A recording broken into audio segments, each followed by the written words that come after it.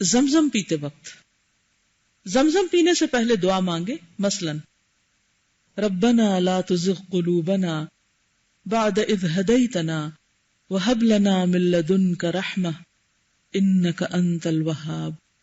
یہ کوئی مسنون دعا نہیں ہے، صرف ایک مثال دی گئی ہے کہ مثلا یہ دعا آپ وہاں مانگ لیں، کیونکہ نبی صلی اللہ علیہ وسلم بہت زیادہ یہ دعا کرتے تھے کہ یا اللہ ہم میرے دل کو، یا مقلب القلوب ثبت قلبی علی دینک، اے دلوں کے الٹ پلٹ کرنے والے میرے دل کو اپنے دین پر جما دے.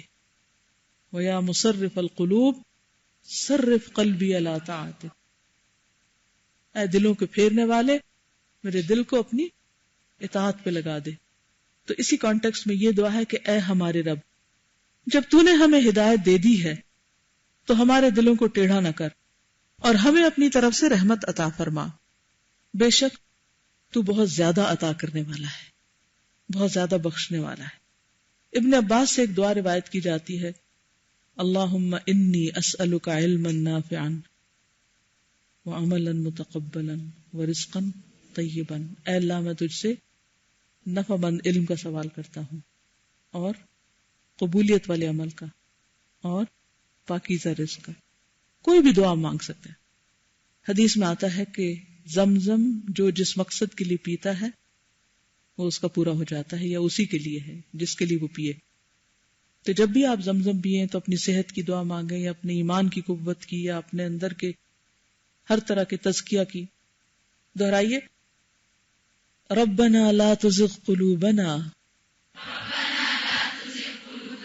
بعد اذ ہدیتنا وہب لنا من لدنک رحمہ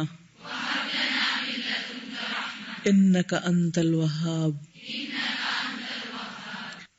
خطیب بغدادی ایک مشہور ہسٹورین ہے، تو وہ جب حج کرنے کے لیے گئے تو انہوں نے اس موقع پر زمزم پیتے ہوئے 3 دعائیں کی تھی اور ان کی تینوں قبول ہوئی. ایک تو یہ تھی کہ ان کو جامعہ بغداد میں پڑھانے کا موقع ملے، دوسرا یہ تھا کہ بغداد کی ایسی تاریخ لکھیں کہ جو اس سے پہلے کسی نے نہ لکھی ہو، اور تیسرا یہ کہ بشر الحافی کے ساتھ ہی ان کو دفن کیا جائے.